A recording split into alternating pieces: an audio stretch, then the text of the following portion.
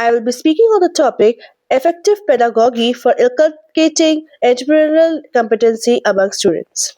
So, in today's rapidly changing world, entrepreneurship is not just about starting a business. It is about developing a mindset that encourages the creativity, innovation, problem solving, leadership, and the ability to adapt to changes. Now, educational institutions have also played a crucial role in nurturing this entrepreneurial mindset among the students. How so is we have to make them learn about the entrepreneurial activities that are going on, and we have to make sure each and every one of the student has these competencies. Entrepreneurial competencies refers to a combination of knowledge, skills, attitudes, and behaviors that enable individuals to identify opportunities and create value.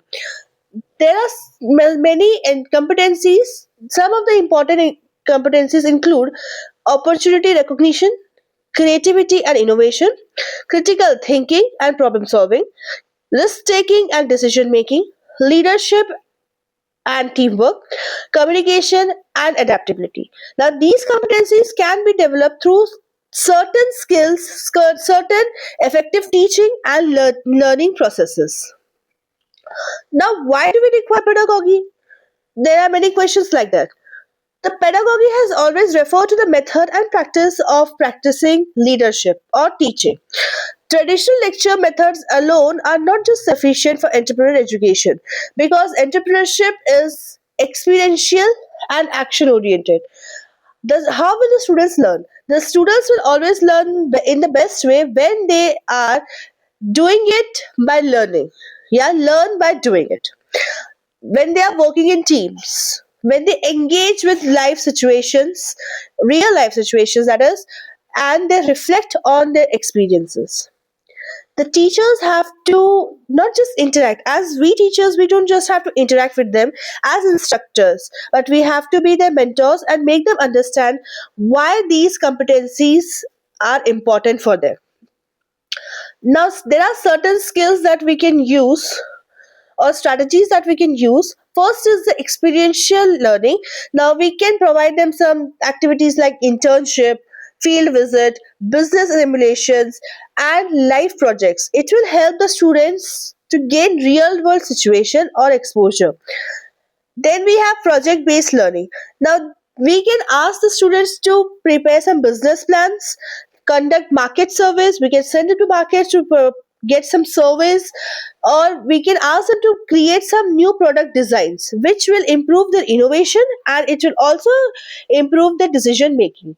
Then we can go with the case study. Now we can ask the students to explore some real entrepreneurial case studies. It will also help the student to analyze the problems and understand the practical business situations. If they ever face this kind of situations or problems, they will be able to come up with a solution because they have already gone through some of the case studies. Then we have problem solving. Now, problem based learning can be like we can give the students a real problem and encourage them to find a solution. As students, as teachers, we have to understand that we have to provide them problems and ask them to find out the solution instead of going and telling them that ऐसे नहीं वैसा करना है. We don't have to provide a solution. We have to ask them to go and get the solution, which will also build their critical thinking and creativity. Because creativity is the best way, and critical thinking is the best way for a student to understand each and every problem that they have faced. We can also use digital tools. Now, digital tools, we can ask them to use platforms like online platforms. We can ask them to go for simulations and business games. There are a lot of business games that we can play with them. And we can also help the students become digitally competent entrepreneurs because this is a modern world. In the 21st century, each and everyone is now using online platforms. Now, we as a teachers have a crucial role in entrepreneurship education. Now we can provide them why we can encourage their curiosity and innovation.